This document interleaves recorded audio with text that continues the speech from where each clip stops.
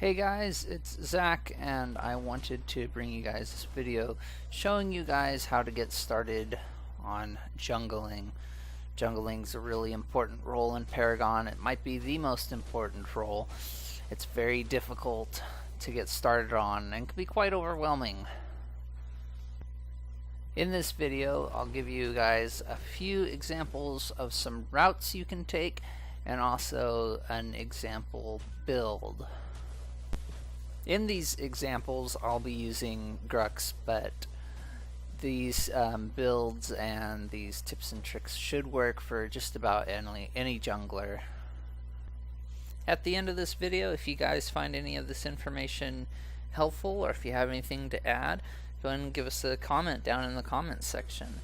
I hope you guys enjoy the rest of the video.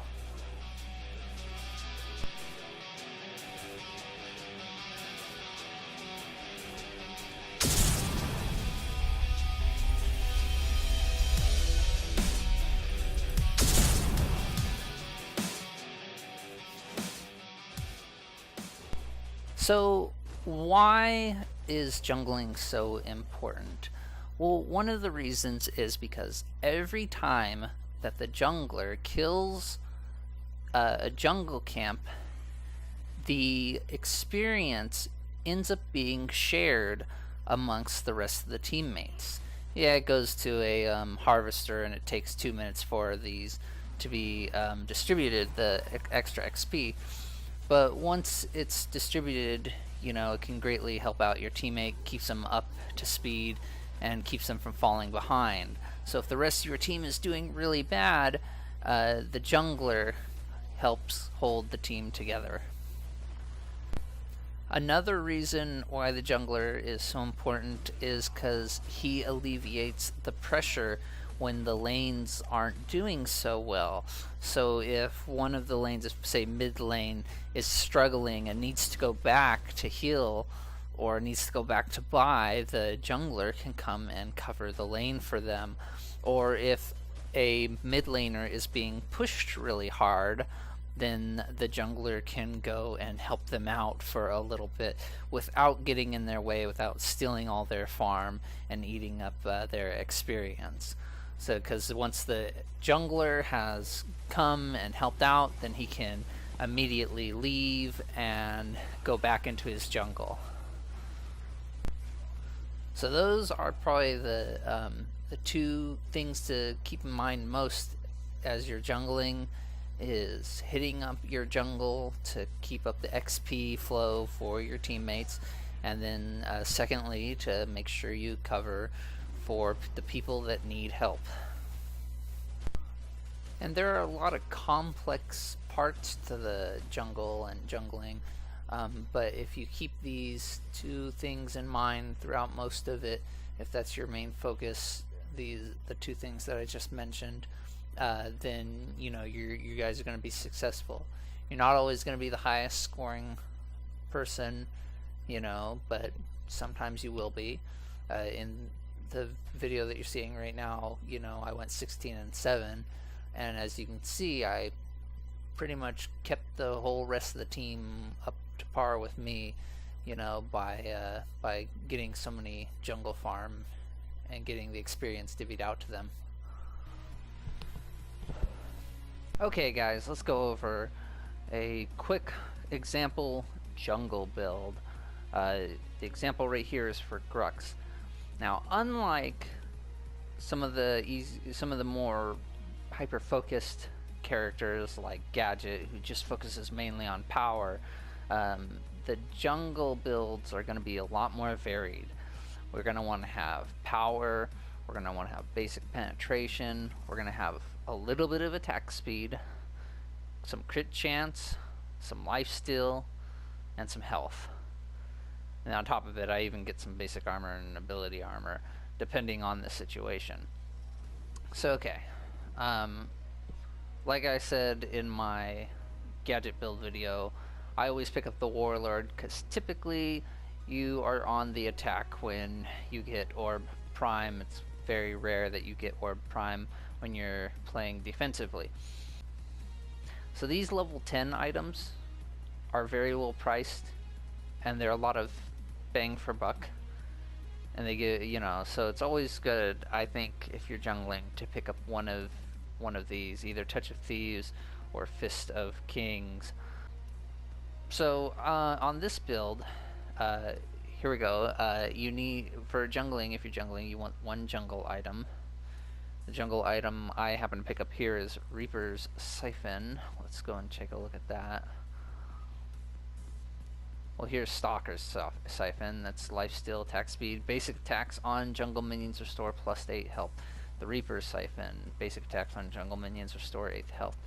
So it's important to pick up one of these jungle items, and that is your starting item. That's why I don't start with any of the level 1 items like the potions or the tokens, either the guard token or the strike token. I don't pick those up because instead what you're going to want to start off with is one of the jungle items. They're usually in the shape of a key for the pictures. Here's one. Basic attack on jungle minions gain plus 15 damage. So anyways, just pick up one of those, whichever one you're most comfortable with or has the stuff that you want. This one has power and mana. This one over here has health and attack speed. So just find the one that's going to be right for your character that you're jungling with. For the other items, on this build I have one attack speed item. I've got some power and some health, and which can be seen down here too. I've got some more health and either armor, or I got some health and some magic armor. So as you can see, I've got one of both of these. So what's happening is, in the game, if I notice the enemy team is either full up on, you know, attack damage champions, then I can pick up Tempered Plate. If I see that they're stacked with magic users, then I can pick up Tuned Barrier to counter them. Here I've got some more power, but then I've also got some armor pen, I do have one ward item, the Assassin's Ward here. Power, armor pen, and lifesteal. Where are we at with this?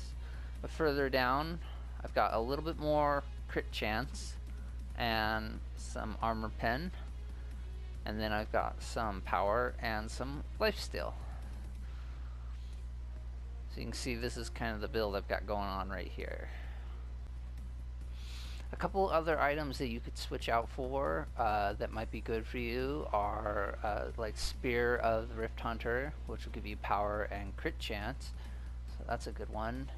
And then you have Whirling Wand, which is 6 power and attack speed. And then you also have Windcarver Blade, which gives you power and attack speed.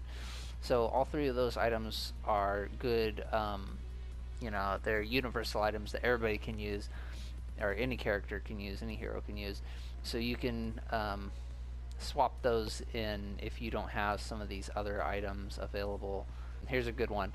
Switch out the Flashfire Piston for Windcarver Blade or Whirling Wand, and that's going to give you, you know, basically the same thing. It's going to give you that attack speed you want and a little bit of power.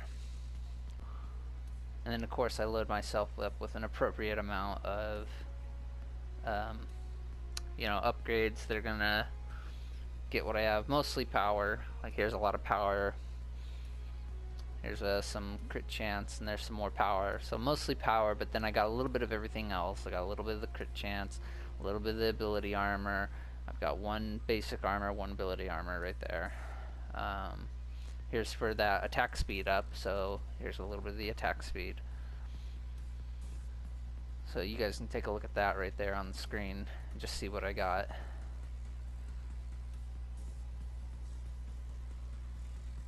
And that's just an example build.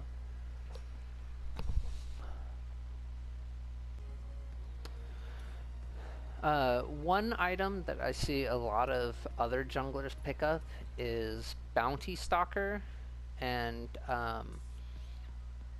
that might be one for you to look into, especially if you're like Chimera. Chimera really takes advantage of the stacking. Keep in mind the cost is 6 and since you're shooting for 60, this is really going to eat into your card count, so keep that in mind.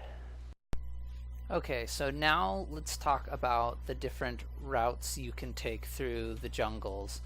You have 3 basic starting options. The first one is to start off by hitting up green buff, and then once you got green buff, continue on to the white jungle camps. You can probably take out 2 of them, as you guys see in the video right here. I ended up taking out 2 jungle camps. If you don't feel comfortable, you could be back at this point in time before hitting up the second jungle camp. But either way, you're going to have to be back, after that.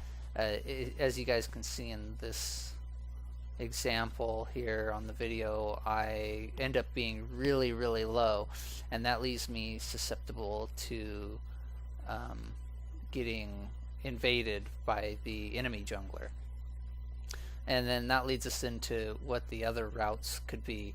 The other routes you could do is you could try to invade the enemy jungler, try to go to his green buff when he's just starting out, and that's very, very risky, but if you're successful, the rewards are pretty high. And then the third route is, what you could do is you could just start with the white minions and just clear out all the white minions before getting the green buff. If you do this, then you can use the green buff when you get back, and you get the green buff maybe when you're like level 2 or level 3, and then you can run and gank a lane real quick using the green buff, and the green buff will give you that extra damage and health to make it so that your gank is successful.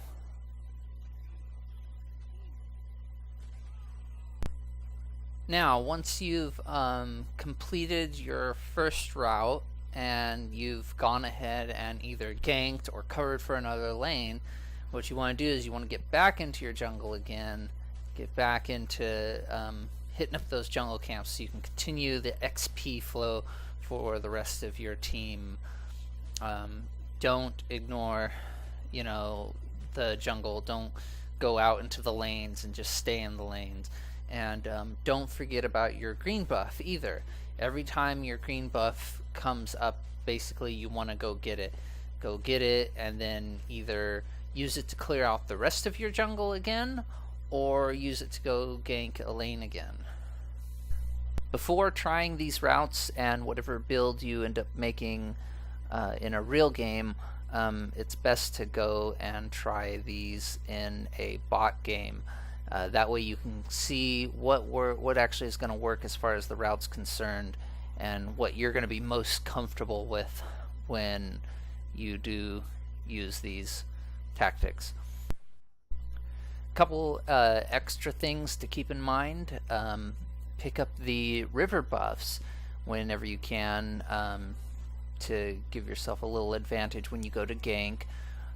In the example right here, you just saw me take out a Murdoch who didn't see me because I had the invisible buff. More advanced players will use the invisible buff or the blue buff to either invade the enemy jungle or come up behind an unsuspecting enemy laner to get the kill. And now the very last thing I want to talk about is getting the raptors. The raptors provide you with a ton of XP, card XP, and they are very difficult to take out. I usually don't like to take them out at the beginning of the game when I'm still low level, because it's too much of a risk. If the enemy jungler catches you, then he'll take you down. But when you're powerful enough to take them, it's a good thing not to forget about them. each raptor gives you enough XP for 1 extra card point. So if you kill 3 raptors, that's 3 card points. So they're incredibly helpful, especially if you are behind.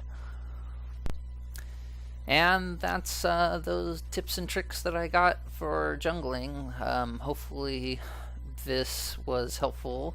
If it was helpful, you know, thumbs up would be appreciated. If you guys have any suggestions for changes, you know, leave a comment down in the comments section. And go check out some of our other videos or other gameplay videos so you guys can see how this build works out for me. Thanks. Bye.